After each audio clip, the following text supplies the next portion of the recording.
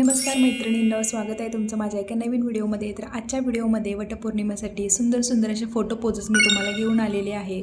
So video skip न करता अगदी शेवटपर्यंत बघा। सगळ्यात सोपी आणि इलेगंट पोज, वडाच्या झाडाजवळ उभे राहा आणि झाडाकडे बघत छानशी स्माईल द्या।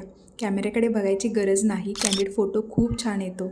आणि वटपौर्णिमेचा जो काही विधी असतो तो करताना तुम्हाला जर फोटो काढायचे असतील तर तुम्ही असे पोजेस ट्राय करू शकता, जसं की झाडाला फेऱ्या मारताना फोटो काढणे, दोरा बांधताना फोटो काढणे किंवा पाणी घालताना वगैरे फोटो काढणे। यावेळी ना मनामध्ये करुणाभाव, डोळ्यामध्ये शांतता आणि चेहऱ्यावरती प्रसन्न भाव ठेवला तर फोटो खूपच छान येतात। त्याचबरोबर पूजेच्या ताटासोबत सुद्धा तुम्ही खूप छान फोटो काढू शकता, जसं की दोन्ही हातांमध्ये ताट धरला आहात आणि सुंदर स्माईल देत आहात किंवा झाडाकडे बघून स्माईल देत आहात किंवा अशा प्रकारे खाली बसून सुद्धा तुम्ही पोजेस देऊ शकता। आणि तुमच्या पदरावरती जर सुंदर अशी डिझाईन असेल तर अशी बॅक पोज पण देऊ शकता। यामुळे सुंदर असा अंबाडा किंवा हेअरस्टाईल असेल तर ती सुद्धा दिसून येते।